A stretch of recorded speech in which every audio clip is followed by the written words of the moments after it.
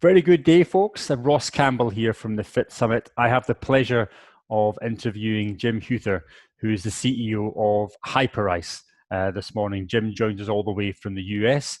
Hyperice, of course, have been extremely an interesting company to watch in the past 12 months, and they've moved away from perhaps one vertical into multiple verticals, and especially across the COVID crisis.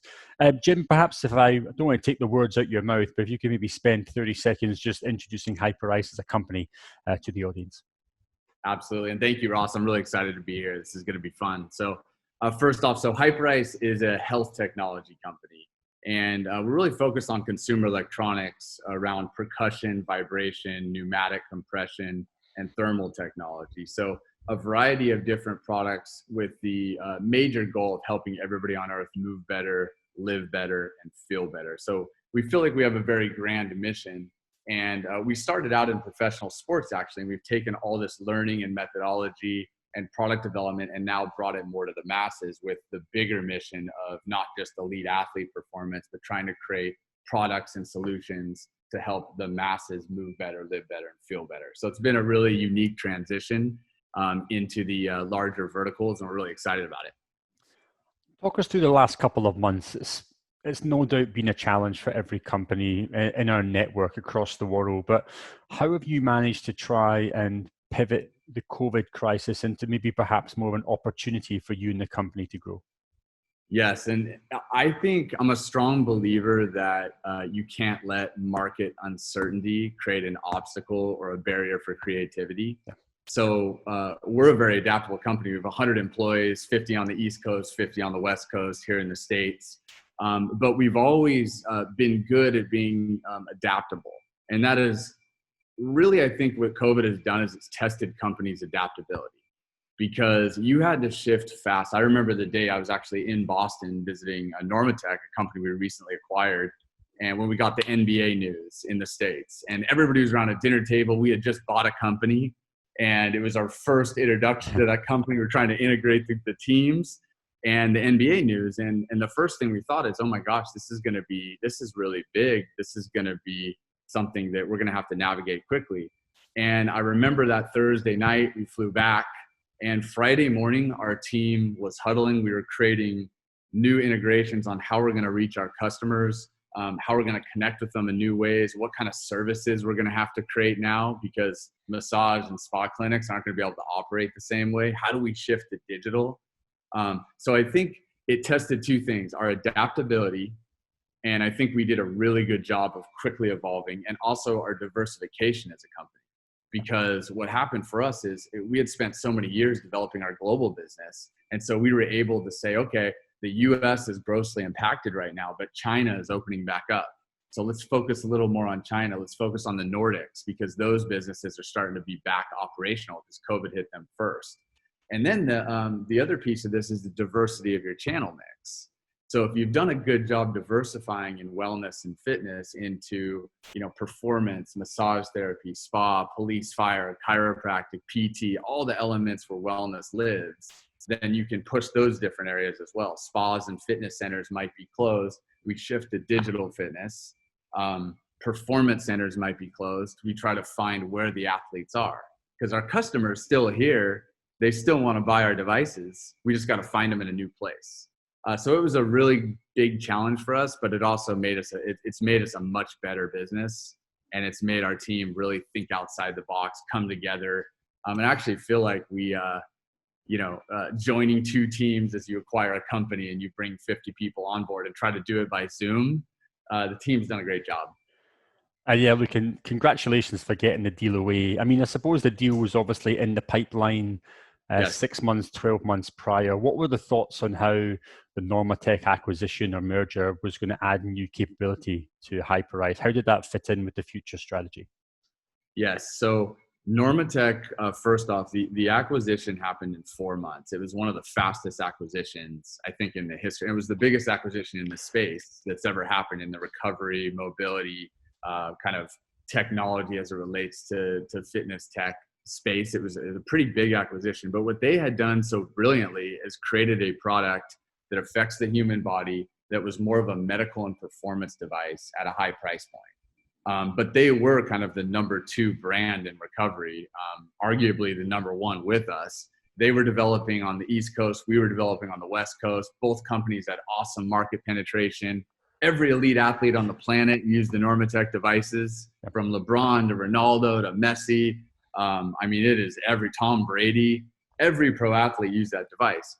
And we looked at their team and we looked at our team and we said, look, you guys are much stronger in triathlons, running, cycling.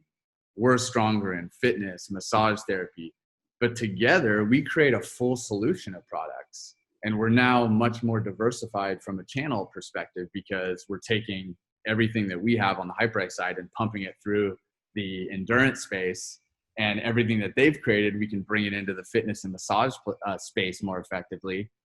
And East Coast, West Coast. But the real benefit of this was, one, we could now offer a full solution. We can heat the body, we can cool the body, we can use pneumatic compression, we can use percussion, vibration, so that we can create a system that's going to affect the way people move and affect people, the way people live. So that was the most important. And the second most important was the teams. They have some brilliant people on the team. The founder CEO of Normatec is now our Chief Innovation Officer. We have a variety of VPs and directors and managers and salespeople on that team that are now fully integrated into the Hyperice family. So it's been one of the most exciting things I've ever done in my career, is merge these companies during COVID on Zoom. Obviously, that presents many challenges in itself. Taking away from the acquisition, how has leadership been for you in the past couple of months? I mean, maybe reflecting on some personal challenges that you're kind of overcoming as a leader. And then I suppose let's maybe look a little bit further forward. Where are you seeing challenges for businesses in the ecosystem? Perhaps not yours, but of course, you're working directly with so many different operators and companies. Where are you foreseeing some of the challenges you're going to have to help them overcome? Yeah, so your first question on the leadership side, I think this is a time as a leader, you have to be very positive. You have to be full of energy, because there's so much negativity in the world, whether, I mean, not just with COVID, but with human rights issues. There's a lot of things going on that are taking up people's mind share and really affecting people.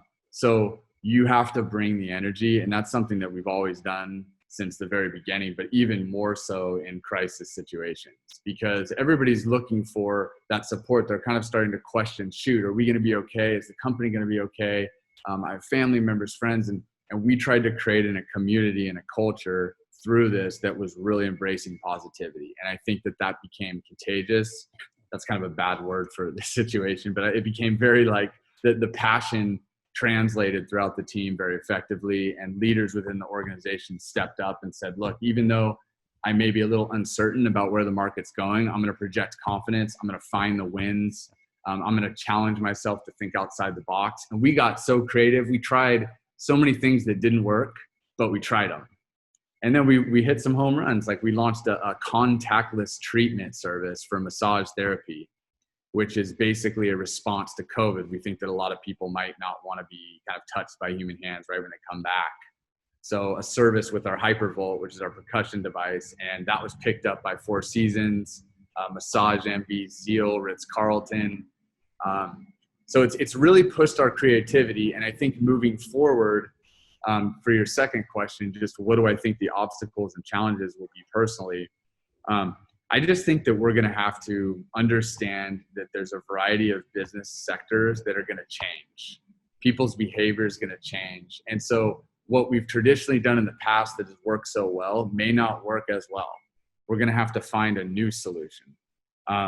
We're not going to be able to get huge orders from, a fitness facility that has 1,000 locations, because maybe they only have 300 locations and half of their business is digital. So how do we operate with like the Mirror and the Tonal and the Peloton in the digital fitness communities to still reach those customers at home? So we just got to stay really creative and never accept the status quo, because things are changing so rapidly.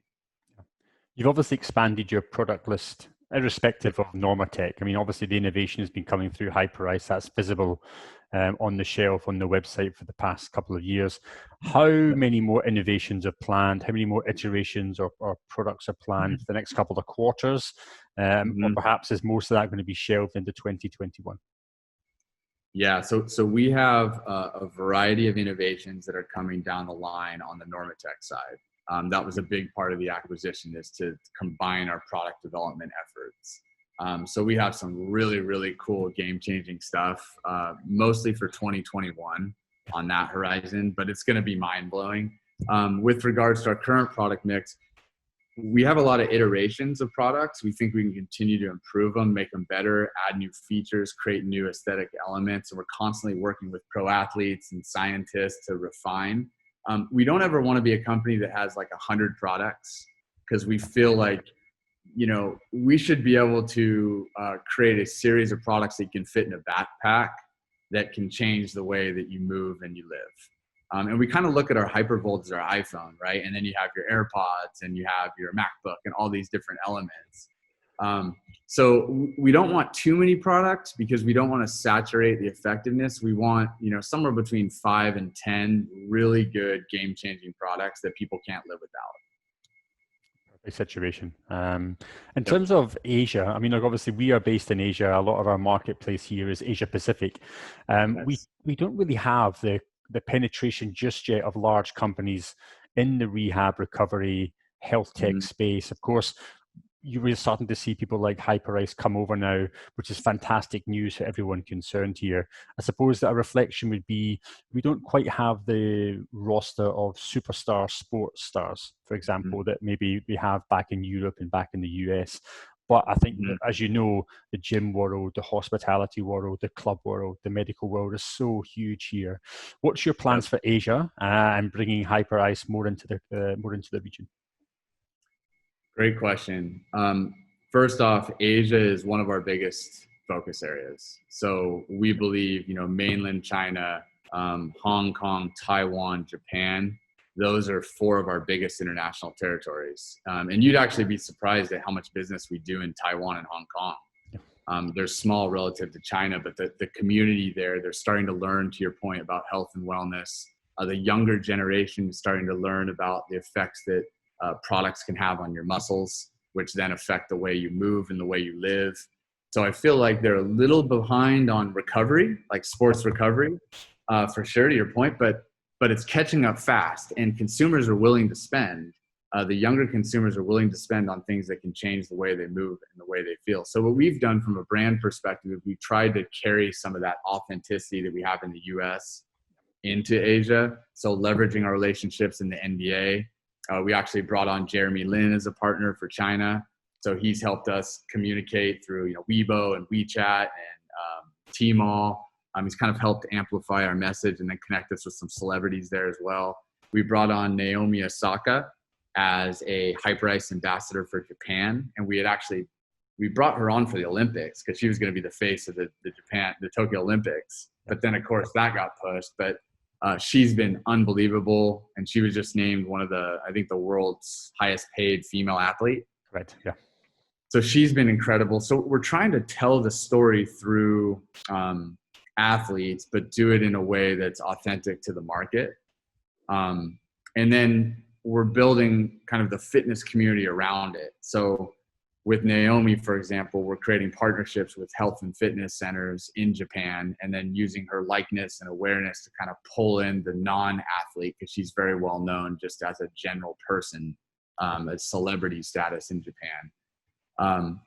But we're really focused on it. I mean, I'm actually learning Mandarin. I'm like a year into it. So really trying to connect with the customers there. We hired a really good brand agency in China who also works with Nike and Beats by Dre, who's helping us on how we communicate with the customers. But it's an exciting space. And I feel like we as a company, our goal and ambition is to be 50% global within 3 years. We want 50% of our revenue to represent international markets. And that's a big, Nike I think is 73%, which is incredible. Adidas is really high as well. So we're kind of going with that philosophy. Let's kind of dovetail that into wider partnerships and collaborations, because I suppose working across the multiple verticals you do, from sports to fitness to wellness to medical, you've obviously have initiated and developed a number of partnerships and collaborations. Perhaps maybe not listing listing every single one of those, but maybe give some ideas and reflections of how partnerships have worked well for you, what kind of partnerships you're looking to develop in the future, and perhaps for those that are obviously watching this interview, Jim, perhaps how they might be able to work more with Hyperice. Yeah, I think when you really break it down by space, so if we're looking at the fitness wellness space, and this was interesting because I talked a lot about adaptability. We really leveraged our partnerships during COVID. For example, you look at Equinox and Orange Theory; those are both partners of ours, right? We work with those. And Equinox, if you go into the retail shop, you can buy Hyperice products. You can get training sessions with personal trainers with Hyperice devices. We're in their spas. It's fully integrated. But when the doors were closed, you can't engage with the consumer. So we found really creative ways to just move that digitally and still tell the story around recovery and wellness, but do it through an Equinox network. Same thing with Orange Theory. We did a recovery protocols that we were pushing through their social and digital. And for them, they looked at it as, hey, look, our customers are at home now doing different things. We need to make them feel better because they can't get work from a massage therapist or a personal trainer, right? So our partnerships, we really leaned on them through COVID for reach and to tell a different story in a unique way. And it was equal value. Our partners said, hey, look, we want to find a way to bring more energy to our customer base. Let's teach them about the Hypervolt, what it can do for circulation or whatever it may be. So that's really been big on the fitness side. On the spa and massage wellness side, partnering with different spas and providing, I mentioned the contactless service, different services where people can use our technology as a differentiator.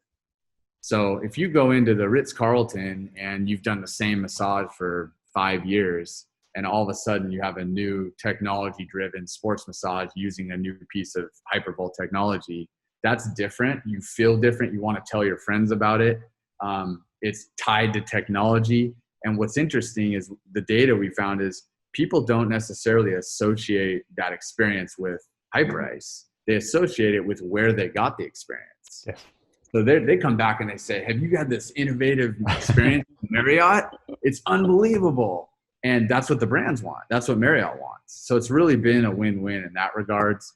And then I think the third level of partnership is just our athletes and trainers and elite kind of influencers who we really were able to leverage digitally to kind of authentically tell our message around athlete longevity, wellness, performance, and body maintenance. So that's also been pretty effective for us. Thanks, Jim. Well, look, I mean, you guys have done an incredible job over COVID, not only with the acquisition of Normatec, but the adaptability, the new product innovation. Congratulations to you and the team. Before we end, maybe just one kind of closing thought. What are you looking forward to most post-COVID? What are you looking forward to most positively for the future of our industry? I really like the connected environment. I like how fast that's evolving. The Pelotons, what Equinox is doing, Tonal. I like what Mir's doing. That partnership with Lulu is really smart. Streaming yoga workshops into the home. I like that. There's been a lot of really creative collaborations, and I think that the fitness landscape will evolve into a hybrid. I really think that everybody is going to have at-home offerings and in-club offerings. And there has been a variety of people who like the convenience of working out, using their Peloton at home, whatever it may be. And so I think the companies that really win are going to have to do both. So I'm excited for that. We're going to be a big part of that. We have some really game-changing stuff that's coming down the pipe in the next couple months here, and getting into that environment in a really big way.